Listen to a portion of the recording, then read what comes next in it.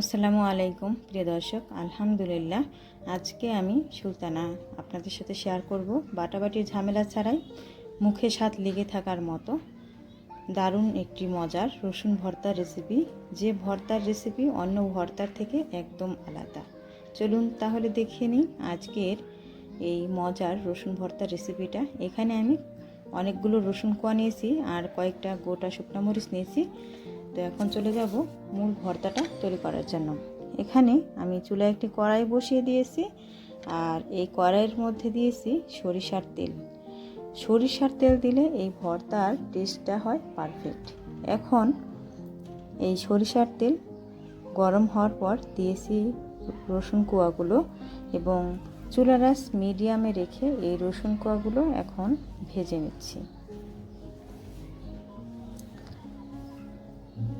প্রিয় দর্শক, ভর্তা তো খেয়েছেন অনেকেই, কিন্তু বাটাবাটি করতে হবে দেখে ভর্তা খান না এবং ভর্তার স্বাদটা অনেকেই ভুলে যান। তো এইভাবে আপনারা এই রসুন ভর্তা করে খেয়ে দেখবেন, কোনো রকম বাটাবাটির ঝামেলা ছাড়া। আশা করি ইনশাল্লাহ সকলেই খুব পছন্দ করবে আজকের ভর্তাটার রেসিপি। এখানে চুলার আঁচ মিডিয়ামে রেখে অনবরত নাড়াচাড়া করে এই রসুনগুলোকে ভেজে নিয়েছি। এখন আমি তুলে নিচ্ছি এই রসুনগুলোকে। একই তেলের মধ্যে কিন্তু আবার আমি এখন শুকনা গোটা মরিচগুলো ভেজে নেব। তো চুলার আঁচ মিডিয়ামে রেখে আবারও শুকনা গোটা মরিচগুলো ভেজে নিচ্ছি।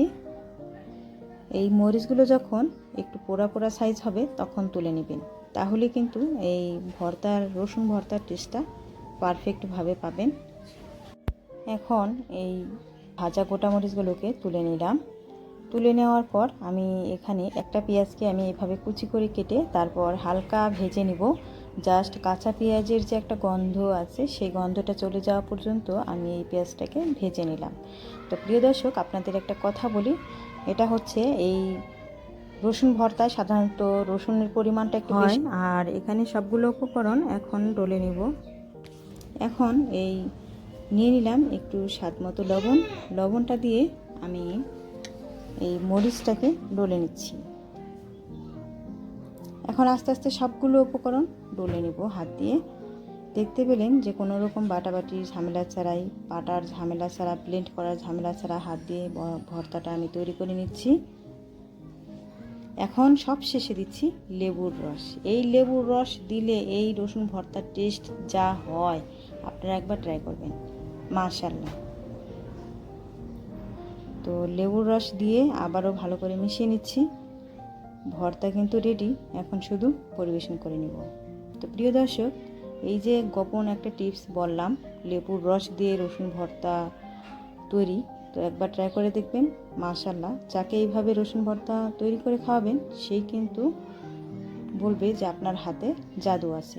তো একটু সরিষার তেল দিয়ে আর একটা শুকনো গোটা মরিচ দিয়ে আবারও 2-3 ফোঁটার মতো লেবুর রস দিয়ে পরিবেশন করে নিলাম। প্রিয় দর্শক, এইরকম রসুন ভর্তা দিয়ে আপনারা কিন্তু ভাত, রুটি, খিচুড়ি ইত্যাদির সাথে পরিবেশন করতে পারেন। প্রিয় দর্শক, আজকের রসুন ভর্তা রেসিপি কেমন লাগলো সবাই কমেন্ট বক্সে জানাবেন। ধন্যবাদ সবাইকে।